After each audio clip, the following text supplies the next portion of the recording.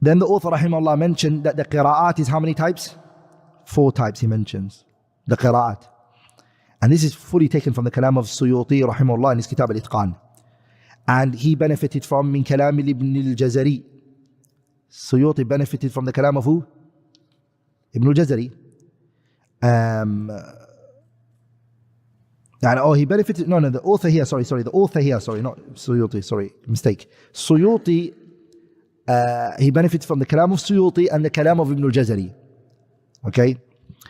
Which is, أن القراءات of the Qur'an is أربعة أنواع أربعة, is 4 types. يا منزل الآيات والفرقان بيني وبينك حرمة القرآن. Number 1 is المتواتر. هي التي نقلها جمع لا يمكن تواطؤهم على الكذب عن مثلهم كذلك إلى النهاية وغالب القراءات كذلك. Okay, this is the first type, which is al-mutawatir. The Shaykh mentions it rahimahullah ta'ala.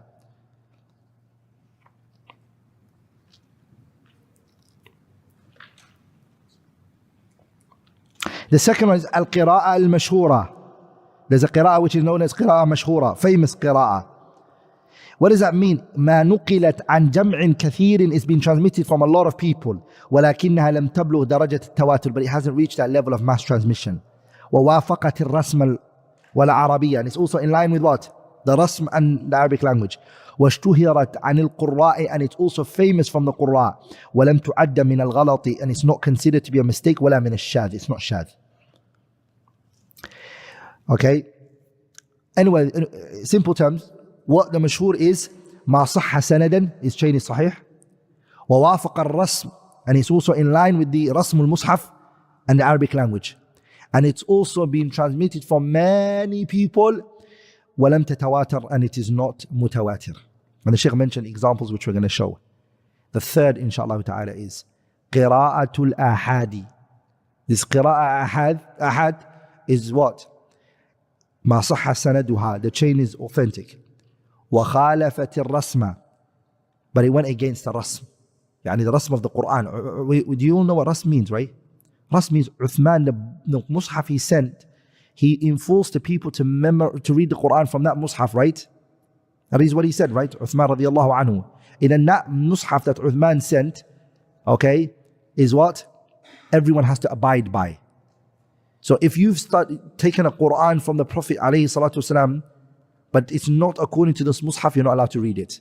Why? Because what Uthman did was he made sure that this was the last Qur'an that was given to the Prophet. As you know, the Qur'an was taken back, it was abrogated verses. And who is it that had al-ardatul akhirah, the last version of the Qur'an? Zayd. Sah? So then now what's happened is the last version of the Qur'an has been given. And Uthman radiallahu anhu, he made sure that he spread that around the world. And everyone is allowed to read the Qur'an in what? It has to be in 2 things. I want you guys to pay attention to this, very important. So this mushaf that Uthman has sent, the scholars differ of how many mushafs they were. Now what I want you to remember is, this mushaf, how did it look like? It had no dots. It had no harakat, no tashkil, no dabt, none of that. Are we all together, brothers? Yes or no? Uthman did 2 things now. He sent those mushafs to those main cities, okay? And he sent a reciter with it. Am I making sense here? No. He sent a reciter with this mushaf to teach the people what's inside here. Are we all together, brothers? And that time the Sahabas were alive. Were the Sahabas alive, yes or no? So had they already memorized the Qur'an from the Prophet? Remember, pay attention. The kuffar and the Christians try to use this, and Orientalists, they use this against the Muslims. And that is, Muslims rely number 1 on memorization. نحن أهل الحفظ. That's what we are. Manuscripts and copies are secondary for us.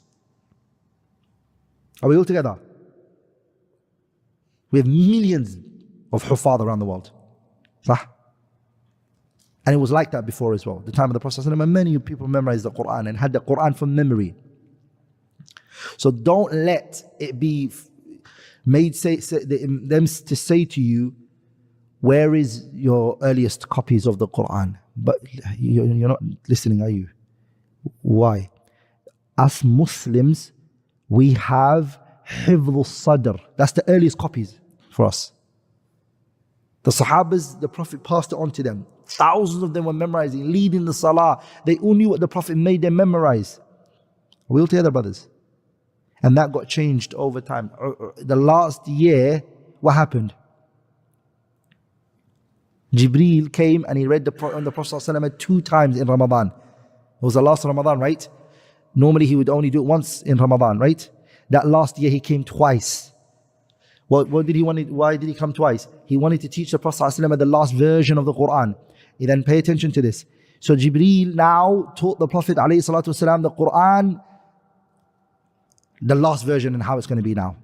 The Prophet memorized it, ﷺ. The Qur'an pulls into his head. He went and he taught the Sahabas the Qur'an in its entirety. They were writing now, but they were writing on different places. Some of them were writing on Porsches, skins and leaves and all of that. And thousands of them already, many of them had memorized the Qur'an already. Are we all together, brothers? But some of them have the abrogated versions. Some of them, what do they have? Abrogated versions that the Prophet ﷺ left. Am I making sense here?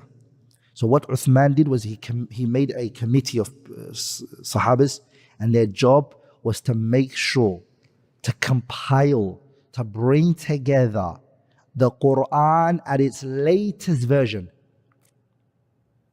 And that was then sent to the people. Now the Sahabi who'd memorized the Qur'an, but maybe he had some of the Qur'an which was abrogated. When he opens the Mus'haf and he looks at it and he reads it, what is he reading? The Qur'an, right? Has he already memorized it? His recitation is now restricted with this Mus'haf. If he has learnt this ayah in another way and the Mus'haf doesn't allow it, he's told not to read it. Even if he heard it from the Prophet ﷺ. Why? Because that's not the latest version. This is the latest version. Am I making sense? And that reciter also came to teach the people the Qur'an.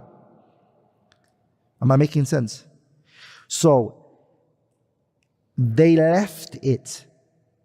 The Sahabas, the Mus'haf, they worked very hard on it.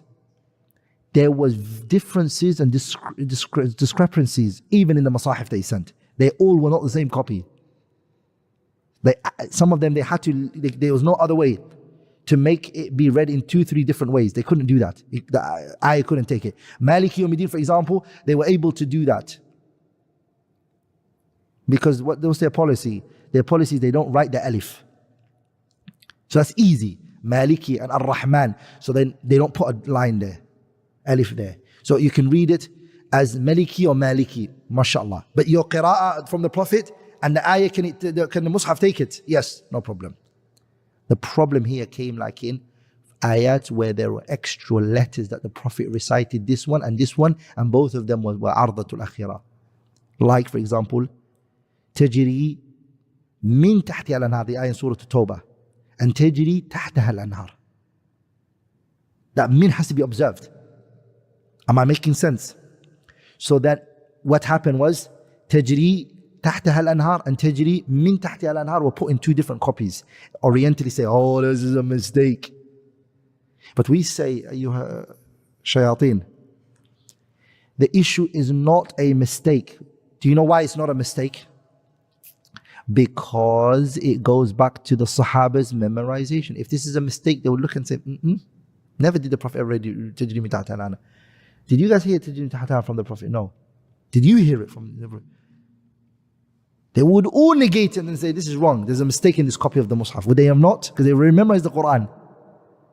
So the ones who saw it and said, تجري من تحتها الأنهار, oh yeah, I heard the Prophet read it that way. Another one might say, I haven't heard it.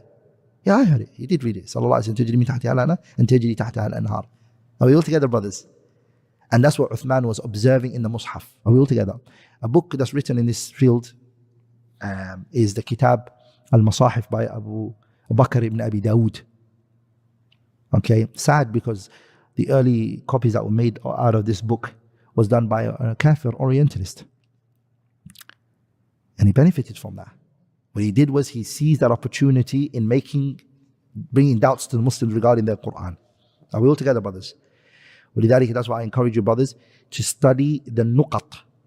Who was the first person to come and then to put dots, and these efforts was put. The earliest person to do this was Abu Aswad al-Du'ali. Abu Aswad al-Du'ali was the first. And then after Abu Aswad came, the nuqat of Abu Aswad was different to the nuqat, the nuqat, or you can say nuqta. The nuqat of Abu Aswad al-Du'ali is different to that which of Khalil ibn Ahmad al-Farahidi. And I'm currently teaching that right now. That issue of the masahif in my madkhal of al-Madrasat al-Umariyah. I'm explaining that more there, inshallah ta'ala. You can go and take those lessons there.